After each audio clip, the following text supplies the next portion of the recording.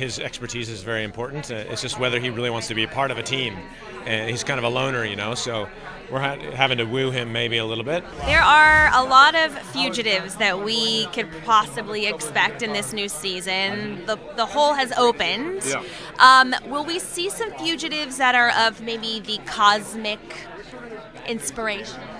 Probably. I mean, anything's up with this show. I mean, we got, name it, unicorns, dinosaurs. I mean, anything's possible. I think that's the great thing about Legends. It just, it just lends itself to that kind of anything's possible. How many new fugitives do you think we'll see this season? Oh my goodness, it might be, a fugitive per episode because they're going around trying to round them up, but they're not necessarily bad. They might just be misunderstood, So it's the Legends, challenging their own preconceived notions about what these fugitives are, and then we get to see, these fugitives are misplaced, so are displaced. So how are they feeling? And I think it's going to be that conflict is going to be pretty interesting. And Nora's a fugitive too, in a way, because she broke out of the time prison. I think it's going to be interesting to see how Maisie's character comes back. Amaya, not as Amaya, but commingled with a magical creature. So she's sort of an example of it. And then there's going to be ones you're familiar with, sort of those archetypes from fairy tales that might be a little bit different than you think. What's one thing about your character that we have to know? She uses her powers not necessarily for the best, it's all for her. So she can be good, she can be bad, but it depends on what she wants. And her powers are extraordinary. Do we know what those are? I do, you don't. You'll have to watch. But it's good, it's really good. And I think the other Legends, she really challenges them.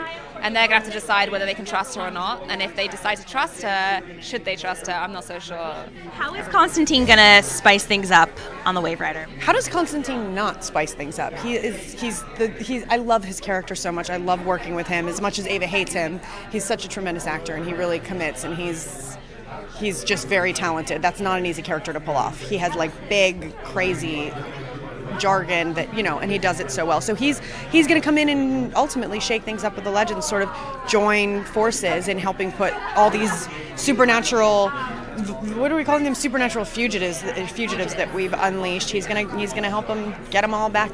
Well, I play a new character this season, Charlie, who is exactly who Constantine's trying to get rid of. She's a magical fugitive.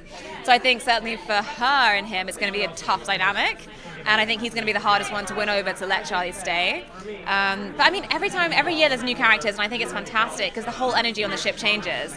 And he is a sneaky, cheeky, fun, playful, powerful character. So I think that's going to really sort of shake the ship up a bit. His expertise is very important. It's just whether he really wants to be a part of a team.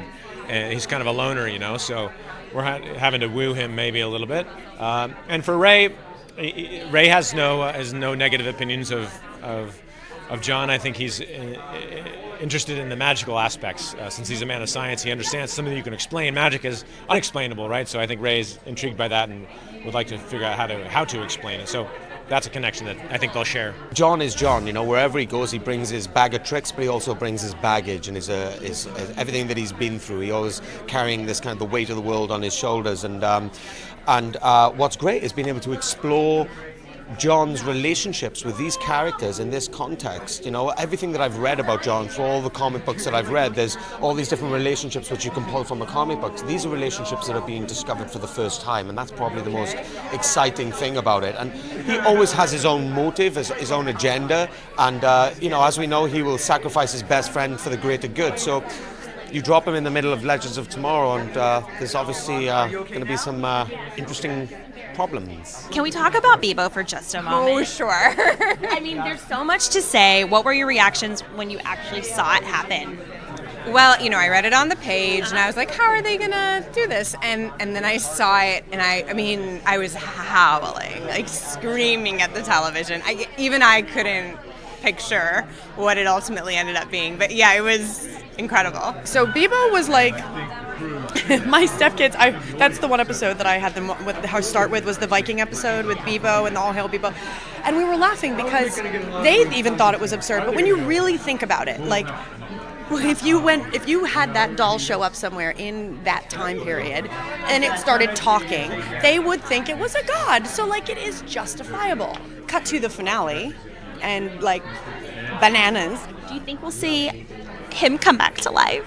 I mean, he's a fan favorite, so I feel like in some capacity, somehow, some way, you know, the writers will make it happen. I feel like he's a star of our show at this point. I'm curious to see if he's going to come back too.